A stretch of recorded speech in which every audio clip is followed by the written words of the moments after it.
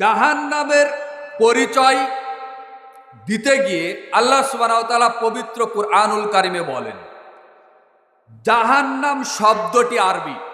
বলেন তো জাহান্নাম শব্দটি কি? আরবি শব্দ, যার অর্থ হলো শাস্তি, আযাব, শাস্তির জায়গা। জাহান্নাম শব্দটি পবিত্র কুরআনুল কারিমে এসেছে মোট ৭২ জায়গায়, 72 ৭২ জায়গায় কুরআনুল কারিমে জাহান্নাম শব্দটি এসেছে।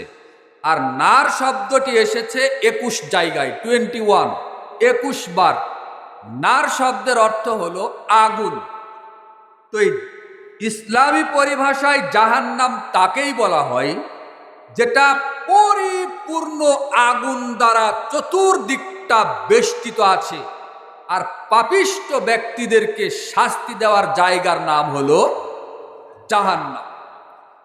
এই জাহান্নামের পরিচয় দিতে গিয়ে মহান আল্লাহ পবিত্র কুরআনুল কারিমে বলেন, হাজিহি জাহান্নামুল্লাতী কুনতুম তুআদুন। এটা হলো সেই জাহান্নাম। এই জাহান্নামীরা, তোমরা এই জাহান্নামটা দেখো, এটা হলো সেই জাহান্নাম যেই জাহান্নাম সম্পর্কে তোমাদেরকে দুনিয়াতে সতর্ক করা হয়েছিল। ইসলাউহাল ইয়াউমা বিমা কুনতুম তাকফুরুন। আজ এই জাহান্নামে তোমরা প্রবেশ করো, কেননা এই জাহান্নাম থেকেই তোমরা দুনিয়াতে টালবাহানা করতে। সূরা ইয়াসিন ৬৩ এবং ৬৪ নম্বর আয়াত। আল্লাহ রাব্বুল আলামিন জাহান্নামের পরিচয় এভাবেই দিয়েছেন। এক শ্রেণীর মানুষ রয়েছে পৃথিবীতে যারা নাস্তিক, যারা আল্লাহকে বিশ্বাস করে না, কবর, জান্নাত, জাহান্নাম কিছুই বিশ্বাস করে না। তারা আবার আল্লাহ সম্পর্কে বলে দেয়ার ইজ নো গড। আল্লাহ আবার কে? আল্লাহ বলে কিছু নেই। অথচ মানুষ মৃত্যুর পরে 4টা জিনিস ভোগ করবে। 1 কবর, 2 কিয়ামত, 3 জাহান্নাম, 4 জান্নাত। এই 4টা জিনিস টোটাল বানি আদম সন্তান অর্থাৎ মানব জাতি এবং জিন জাতিকে এই 4টার মধ্যে যেতেই হবে। আল্লাহ যার কল্যাণ চান, যিনি জান্নাতে যাবেন সরাসরি, তিনি জাহান্নাম থেকে মুক্তি পাবেন, আলহামদুলিল্লাহ। তো এক শ্রেণীর নাস্তিক আল্লাহকে বিশ্বাস করে না, ইসলামকে বিশ্বাস করে না, জান্নাত, জাহান্নাম, কবর, কিয়ামত কিছুই বিশ্বাস করে না। ওই সমস্ত পাপিষ্ট ব্যক্তিদেরকে এক জায়গায় করে আল্লাহ সুবহানাহু ওয়া তাআলা জাহান্নামকে সরাসরি দেখাবেন আর আল্লাহ বলবেন, হাজিহি জাহান্নামুল্লাতী কুনতুম তুআদুন। এই জাহান্নামীরা, এটাই সেই জাহান্নাম। আজকে এই জাহান্নাম দেখো, ইসলাউহাল ইয়াউমা বিমা কুনতুম তাকফুরুন। এই জাহান্নামে আজকে তোমরা প্রবেশ করো, যে জাহান্নাম সম্পর্কে তোমরা দুনিয়াতে টালবাহানা করতে। সূরা ইয়াসিন 63-64 নম্বর আয়াত। আল্লাহ রাব্বুল আলামিন জাহান্নামের পরিচয় দিতে গিয়ে অন্যত্র বলেন, সুম্মা লা ইয়ামুতু ফিহা ওয়ালা ইয়াহইয়া। অতঃপর জাহান্নামীরা যখন জাহান্নামের ভিতরে ঢুকবে, তখন জাহান্নামীরা জাহান্নামে বাঁচবেও না, জাহান্নামীরা জাহান্নামের ভিতরে মরবেও না। জীবন মরণ সন্ধিক্ষণ একটা অবস্থা হবে। সূরা আলা 87 নম্বর সূরার 13 নম্বর আয়াত। তাহলে এটা কোন জাহান্নাম? যেই জাহান্নামে একজন জিনের জন্য, একজন মানুষের জন্য মরার জন্য সর্ব ধরনের ব্যবস্থা থাকার পরেও জাহান্নামীরা জাহান্নামের ভিতরে মরবেও না, সেখানে তারা বাঁচবেও না। আল্লাহ রাব্বুল আলামিন জাহান্নামের পরিচয় দিতে গিয়ে অন্যত্র বলেন, ইন্না জাহান্নামা কানাত মিরসাদা। নিশ্চয় জাহান্নাম একটা গোপন ফাঁদ। লিত্তাগিনা মাআবা। এটা হলো সীমা লঙ্ঘনকারীদের জন্য, অত্যাচারীদের জন্য, যারা দুনিয়াতে রাজনীতির নাম করে সমাজে, রাষ্ট্রে, দেশের বিভিন্ন জায়গাতে যারা হাঙ্গামা দাঙ্গামা চালায়, মানুষের উপরে যারা জুলুম নির্যাতন চালায়, ওই সমস্ত সীমা লঙ্ঘনকারীদের জন্য থাকার জায়গা। আল্লাহ রাব্বুল আলামিন বলেন লিত্তাগিনা মাআবা, জাহান্নাম হলো সীমা লঙ্ঘনকারীদের জন্য থাকার জায়গা। লাবিসিনা ফিহা আহকাবা, তারা সেখানে যুগ যুগ ধরে থাকবে। লায়াদুকুনা ফিহা বারদা ওয়ালা শারাবা, সেখানে তারা কোনো ঠান্ডা মিষ্টি পানি পাবে না, সেখানে তারা কোনো ছায়া শীতলতার শরীরে একটু আরাম করার জন্য কোনো ছায়া ঠান্ডা জায়গা পাবে না। ইল্লা হামিমা ওয়া গাসসাকা, সেখানে তাদেরকে পান করতে দেওয়া হবে ফুটন্ত গরম পানির ঝর্ণা থেকে টকবক টকবক করে ফুটতে থাকা গরম পানি, এবং জাহান্নামীদের শরীর থেকে নির্গত পুজ রক্ত ছাড়া তাদেরকে কিছু খেতে দেওয়া হবে না। নাউজুবিল্লাহ মিন যালিক। সূরা আন-নাবা 21 থেকে 25 নম্বর আয়াত খুলে দেখবেন, জাহান্নামের পরিচয় দিতে গিয়ে আল্লাহ রাব্বুল আলামিন এভাবে উল্লেখ করেছেন। আল্লাহ রাব্বুল আলামিন জাহান্নামের পরিচয় দিতে গিয়ে অন্যত্র বলেন উজুহু ইয়াওমাইযিন খাশিআহ, সেদিন কিয়ামতের দিন বিচারের মাঠে অনেক মানুষের মস্তক চেহারা হবে অবনমিত, তারা মাথা নিচু করে থাকবে। আমিলাতুন নাসিবা, দুনিয়াতে তারা যে আমল করেছিল, যে কষ্ট ক্লান্ত করেছে, আমল করতে করতে ক্লান্ত পরিশ্রান্ত হয়ে গেছে, এই আমলগুলো বাতিল করে দেওয়া হবে। তাসলা নারন হামিয়া, এবং তাকে হাবিয়া নামক আগুনের মধ্যে প্রবেশ করানো হবে। তুসকা মিন আইনিন আনিয়া, তাদেরকে পান করতে দেওয়া হবে ফুটন্ত টকবক টকবক করে ফুটতে থাকা আগুনের পাহাড় রয়েছে। জাহান্নামের ভিতরে আগুনের পাহাড় রয়েছে, সেই পাহাড়ে আগুনের ঝর্ণা রয়েছে, সেই ঝর্ণা থেকে নির্গত হওয়া বেয়ে আসা ওই ফুটন্ত গরম পানি তাদেরকে পান করতে দেওয়া হবে। লাইসা লাহুম তাআমুন ইল্লা মিন দরি, আর জাহান্নামীদেরকে খেতে দেওয়া হবে কাঁটাযুক্ত ঘাস। এক শ্রেণীর গাছ রয়েছে কাঁটাওয়ালা, জাহান্নামী মানুষ ক্ষুধার তাড়নায় ওই কাঁটাযুক্ত ঘাস খাবে ক্ষুধা নিবারণের জন্য। ওই ঘাস, ওই কাঁটাওয়ালা ঘাস বা গাছ গলায় আটকে যাবে, গলা থেকে পেটের ভিতরে নামাতেও পারবে না, আবার গলা থেকে উগলে ফেলেও দিতে পারবে না মুখ দিয়ে। এই রকম শাস্তি তাদেরকে দেওয়া হবে। লা ইউসমিনু ওয়ালা ইউগনি মিন জু, আর এই খাবারে জাহান্নামীদের শরীর মোটা তাজাও হবে না, তাদের ক্ষুধাও নিবৃত্ত হবে না। এমন শাস্তিদায়ক যন্ত্রণাদায়ক শাস্তির জায়গা জাহান্নাম। জাহান্নামের পরিচয় মহান আল্লাহ কুরআনুল কারিমে এভাবেই দিয়েছেন। সূরা গাশিয়া 2 থেকে 8 নম্বর আয়াত। এতক্ষণ জাহান্নামের পরিচয় শেষ করলাম, এবার আসেন জাহান্নামের আগুন।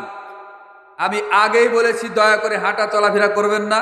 কোরআন হাদিস যেখানে অনুবাদ হয় সেখানে মনোযোগ দিয়ে শুনতে হয়। এটা একটা দ্বীনি মাজলিস, দ্বীনি মাজলিসের আদব রক্ষা করে মেনে চলার চেষ্টা করুন।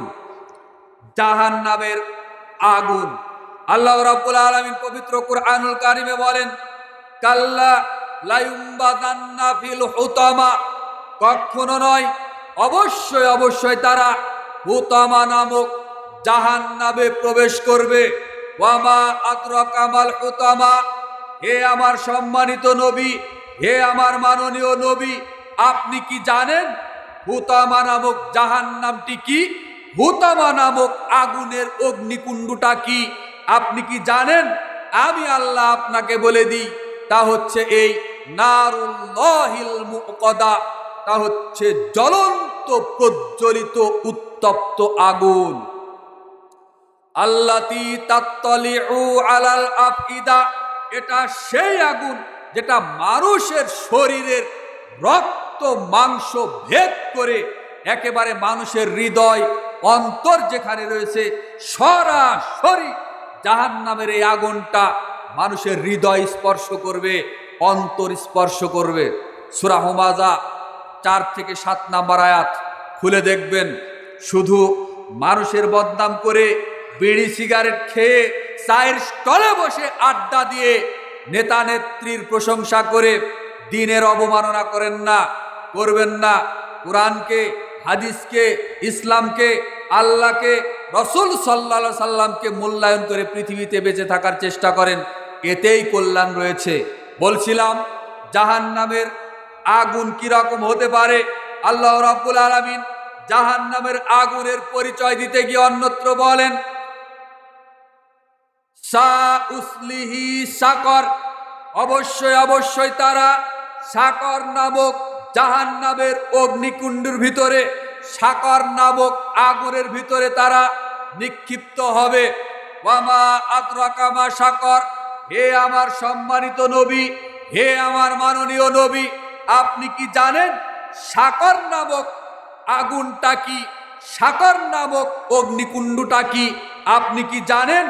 আমি আল্লাহ আপনাকে জানিয়ে দিই, লা তুবকি ওয়ালা তাজার, তা হচ্ছে সে আগুন, তা হচ্ছে জাহান্নামের ভিতরে রাখা সে আগুন যা মানুষকে ধরবে, মানুষকে কাছে নিয়ে একেবারে কাছেও রাখবে না, আবার তাকে মুক্তিও দিবে না। মানে চোর পুলিশের মতো একটা খেলা খেলবে ওই জাহান্নামের আগুন, যার নামও হলো সাকর। লাওয়াহাতুল লিল বাশার, মানুষকে একেবারে ওই সাকর নামক অগ্নিকুণ্ডটা, সাকর নামক আগুনটা মানুষের শরীর, রক্ত মাংস একেবারে ঝলসিয়ে ছেড়ে দিবে। সূরা মুদ্দাসির 26 থেকে 29 নাম্বার আয়াত, পরপর কয়েকটি আয়াতে আল্লাহ সুবহানাহু ওয়া তাআলা সাকর নামক জাহান্নামের কথা, বা জাহান্নামের ভিতরে সাকর নামক যে একটা অগ্নিকুণ্ড রয়েছে, আগুন রয়েছে, এই আগুনের পরিচয় দিয়েছেন। আমরা এখানে একটা কথা বলতে পারি, তাহলে এই সাকর নামক জাহান্নামে কারা যাবে? আল্লাহ রাব্বুল আলামিন পবিত্র কুরআনুল কারিমে সাকরে কারা যাবে, এই সাকর নামক জাহান্নামের অগ্নিকুণ্ডের ভিতরে কারা যাবে তাদের দৃষ্টান্ত আল্লাহ সুবহানাহু ওয়া তাআলা পবিত্র কুরআনুল কারিমে উল্লেখ করেছেন। আল্লাহ রাব্বুল আলামিন তাদের ব্যাপারে দৃষ্টান্ত দিতে গিয়ে বলেছেন, অনেক মুফাসসিরগণ, হাদিস যারা, হাদিস বিশারদ যারা রয়েছেন, যারা কোরআনের তাফসীর করেছেন, তারা দুইটা বিষয় উল্লেখ করেছেন, যে জাহান্নামীরা জাহান্নামের ভিতরে যাবে, জান্নাতীরা জান্নাতে যাবে। দুই দলকে আল্লাহ সুবহানাহু ওয়া তাআলা কথা বলার, আলোচনা করার কিছুক্ষণ সুযোগ করে দিবেন। অপর আরেকটা বর্ণনায় আছে, যেই সমস্ত ফেরেশতারা জাহান্নামের পাহারাদার, জাহান্নামের রক্ষী হিসেবে দায়িত্ব পালন করবে, তারা ওই জাহান্নামীদেরকে ডাকবে, তাদের সম্পর্কে তাদেরকে ডেকে বলবে, আনিল মুজরিমিন, তাদের সম্পর্কে বলা হবে, তাদেরকে প্রশ্ন করা হবে, মা সালাকাকুম ফি সাকর, হে সাকরের অধিবাসীরা, হে সাকর নামক জাহান্নামের অধিবাসীরা, তোমরা কি এমন অপরাধ করেছিলে? তোমরা দুনিয়াতে কোন একটা অপরাধ করতে, যার কারণে তোমাদেরকে আজকে এই সাকর নামক ভয়াবহ জাহান্নামে প্রবেশ করতে হয়েছে, নিক্ষিপ্ত হতে হয়েছে? ক্বালু, তখন জাহান্নামের ভিতর থেকে ওই জাহান্নামীরা নিজেরাই উত্তর দিবে, লাম নাকু মিনাল মুসাল্লিন, দুনিয়াতে আমরা 5 ওয়াক্ত সালাত আদায় করতাম না।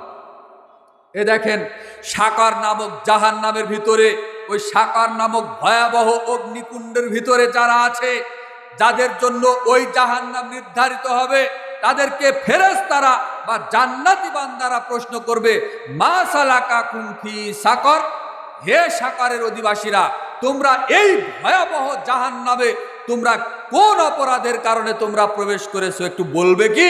ক্বালু, তখন ওই জাহান্নামীরা নিজেরাই বলছে, নিজেরাই উত্তর দিবে, লাম নাকু মিনাল মুসাল্লিন, দুনিয়াতে আমরা মুসল্লিদের অন্তর্ভুক্ত ছিলাম না।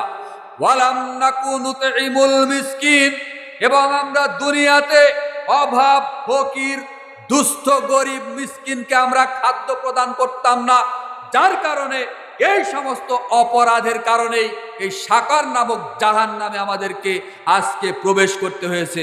সূরা মুদ্দাসির 41, 42, 43, 44, 45 নাম্বার আয়াত, পরপর কয়েকটা আয়াত সূরা মুদ্দাসিরে পড়ে দেখেন।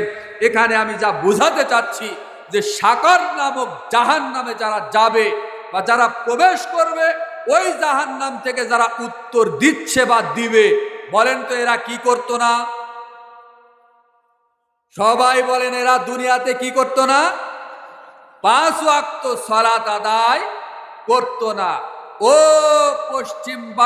পশ্চিম ভাগ বাঁশবাড়ি এলাকার মানুষ, আপনার এলাকায় তো 5 ওয়াক্ত নামাজি ছাড়া বেনামাজি নাই, তাই না?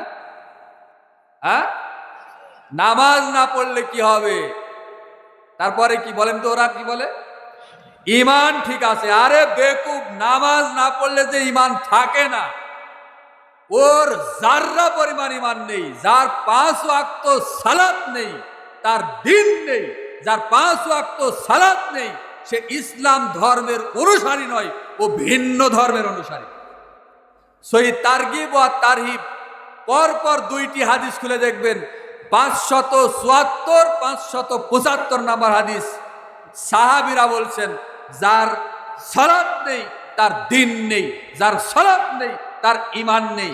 আর রাসূল সাল্লাল্লাহু আলাইহি সাল্লাম বলেছেন, আরে 5 ওয়াক্ত ফরজ সালাত তো দূরের কথা, এক সপ্তাহে 35 ওয়াক্ত তো দূরের কথা, এক মাসে 150 ওয়াক্ত তো বহু দূরের কথা, এক বছরে 1800 ওয়াক্ত তো ফরজে আইন ত্যাগ করা বহু দূরের কথা।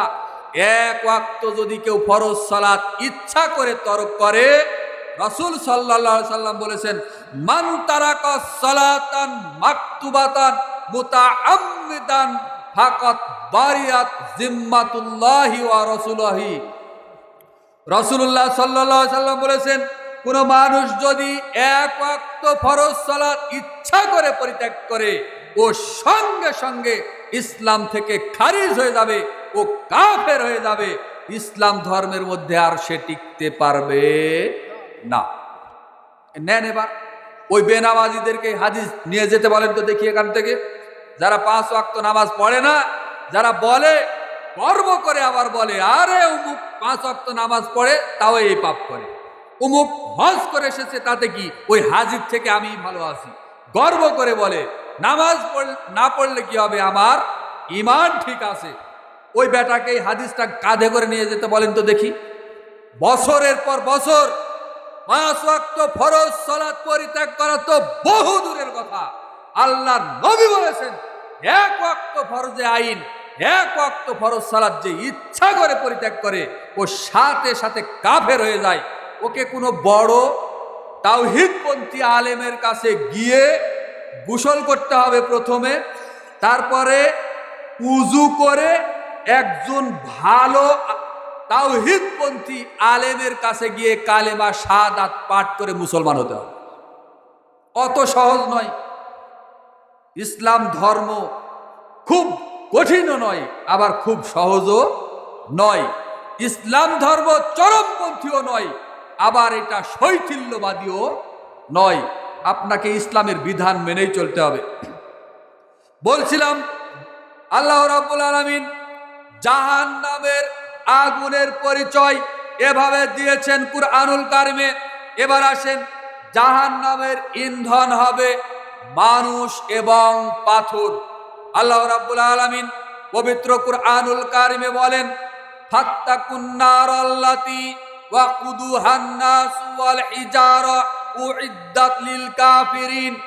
হে দুনিয়ার মানুষ, তোমরা ওই জাহান্নামকে ভয় করে চলো, যেই জাহান্নামের ইন্ধন হবে, জাহান্নামের জ্বালানি হবে মানুষ এবং পাথর। সূরা বাকারা 24 নম্বর আয়াত, সূরা আলে ইমরান 131 নম্বর আয়াত, সূরা তাহরিম 6 নম্বর আয়াত। 3টি সূরার 3টি আয়াতে আল্লাহ সুবহানাহু ওয়া তাআলা একই রকম বাক্য ব্যবহার করেছেন, যেখানে আল্লাহ বলছেন, হে দুনিয়ার মানুষ, তোমরা আমার তৈরি জাহান্নামকে ভয় করে চলো, যে জাহান্নামের জ্বালানি হবে মানুষ এবং পাথর।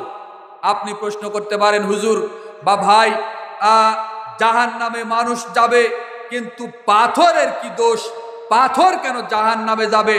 আপনাকে আমি এতটুকু বলতে পারি, নবী নূহ আলাইহিস সালাতু ওয়াস সালাম থেকে শুরু করে নিয়ে আজকের দিন পর্যন্ত, এমনকি কিয়ামতের আগ পর্যন্ত যত পৃথিবীতে ছবি, মূর্তি, ভাস্কর্য তৈরি করা হয়েছিল, বর্তমানেও হচ্ছে, ভবিষ্যতেও হবে, এই সবগুলো ছবি মূর্তি তৈরি করার পিছনে মূল উপাদান রয়েছে হলো পাথর।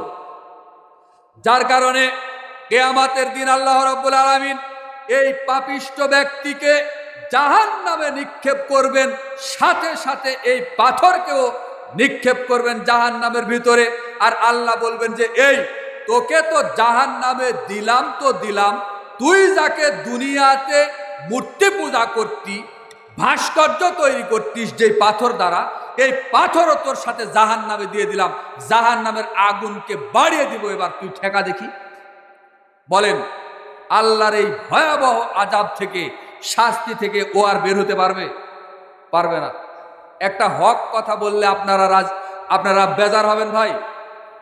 বলেন বেজার হবেন? আপনারা আছেন না মরে গেছেন? তাজায় আছেন না? আলোচনা চলবে না শেষ করে দিব এখানে? চলবে? তাহলে আমাকে একটু আমার ব্যাটারি চার্জ করাতে হবে, আমি আপনাদের ব্যাটারি চার্জ করাবো, আমারটাও চার্জ করাতে হবে। রাজি আছেন তো ইনশাল্লাহ? আল্লাহর সন্তুষ্টির জন্য আকাশ বাতাস ভারী করে একটা তাকবীর দেন তো দেখি আপনারা কেমন তাজা আছেন। পরীক্ষা হয়ে যাক নাকি? দেখি আমাকে বাঁশবাড়ি এলাকার মানুষ, আপনারা আমাকে বাঁশ দেন না আপনারা নিজেরাই নেন, দেখা যাক একটু। রেডি? প্রস্তুত? লিল্লাহে তাকবীর। সুবহানাল্লাহ। অল্প কয়েকজন বলেছে, সবাই কিন্তু বলেনি। বলেন এই বাক শক্তিটা কার দেওয়া? এই বাক শক্তি আল্লাহ এখনই অফ করে দিতে পারেন না? পারেন না? তাহলে যে আল্লাহ বাক শক্তি দিয়েছেন, ওই আল্লাহকে আল্লাহু আকবার আপনি বলবেন। আল্লাহু আকবার শব্দের অর্থ কি? আল্লাহ সব কিছুর চাইতে বড়। এই কথাটা বলতে আপনি এত কৃপণতা করছেন কেন? চেয়ারে বসা ভাই, ডানে বামে সব জায়গাতে একবার আল্লাহর সন্তুষ্টির জন্য তাকবীর দেন।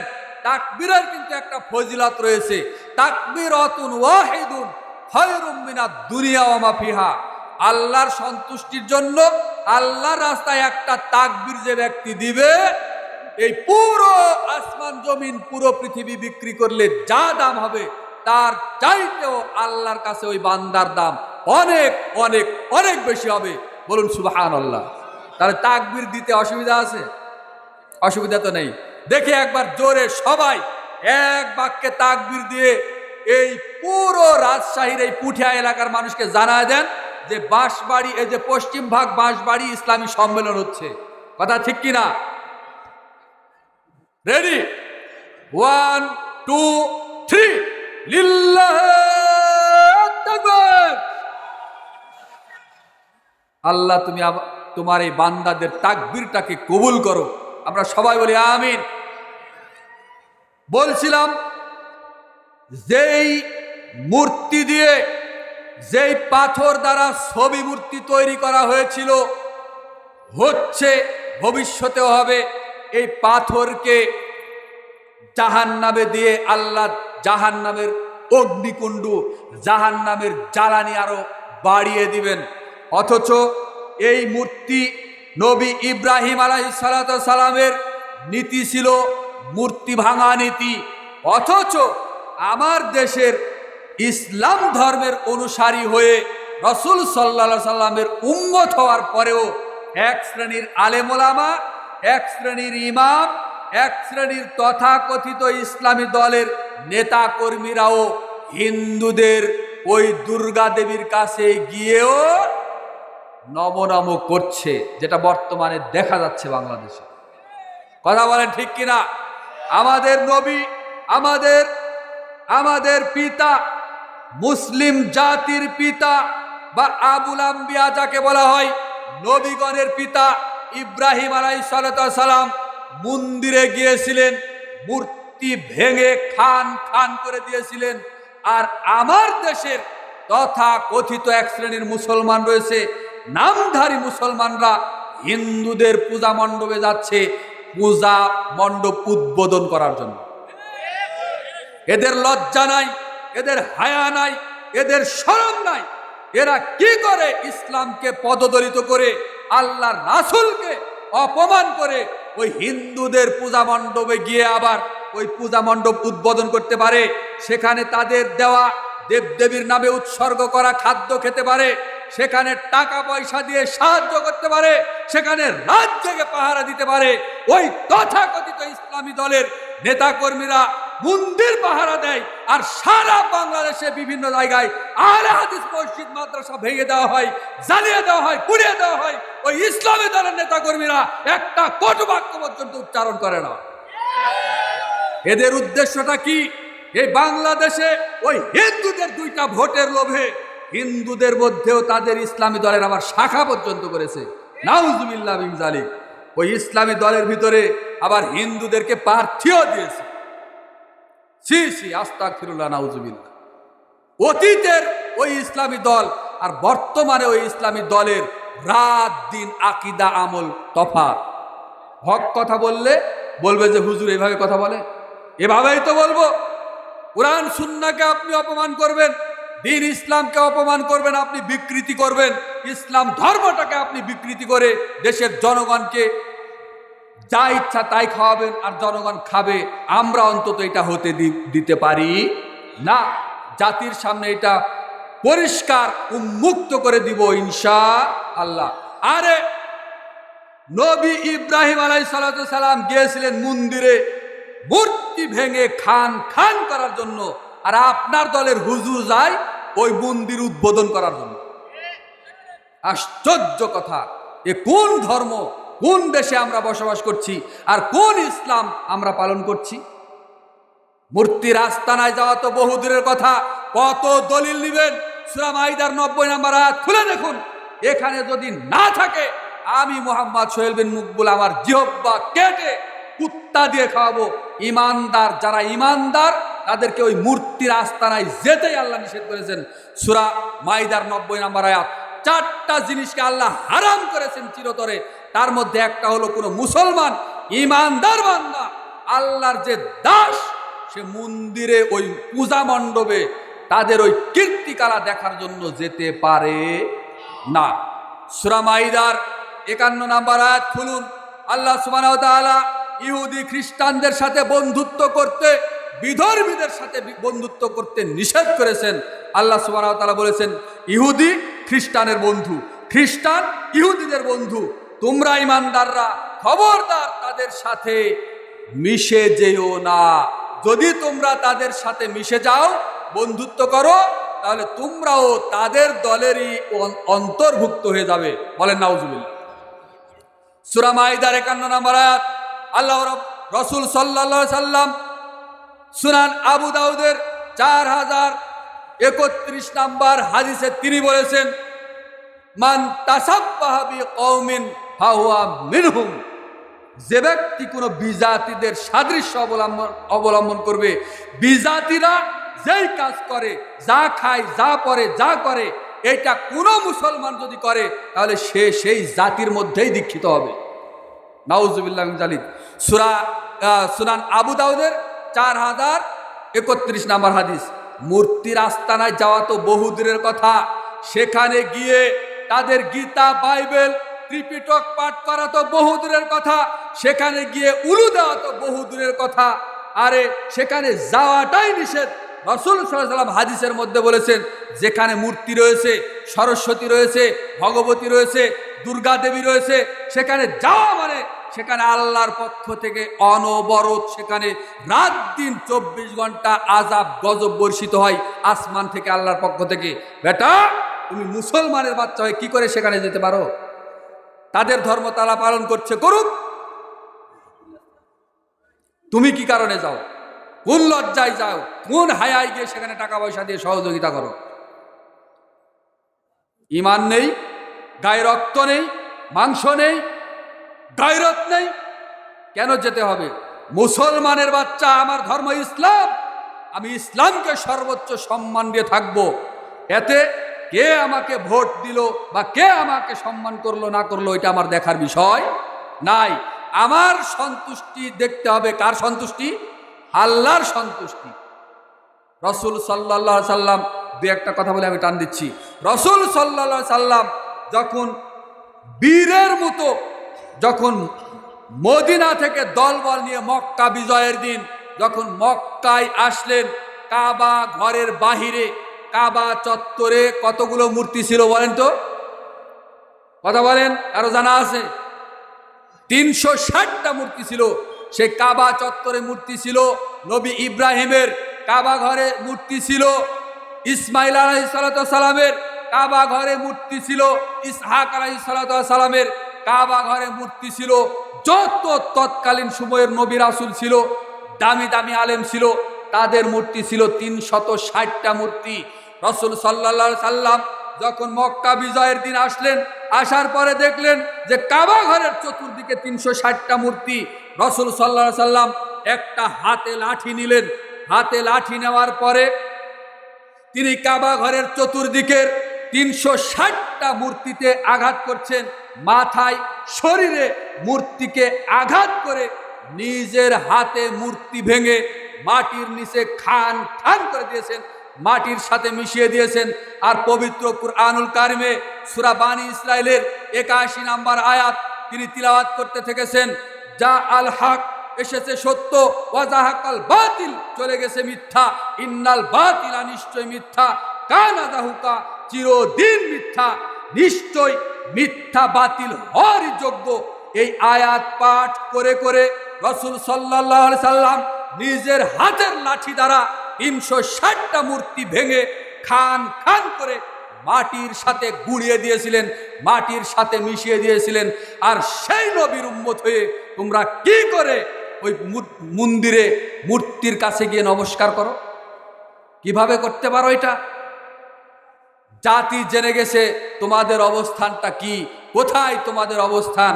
জাতি তোমাদেরকে আস্থা করে ফেলে দিবে। যারা ইসলামের জ্ঞান, বেসিক জ্ঞান যাদের ভিতরে আছে, অন্তত তারা এটাকে মেনে নিতে পারবে না।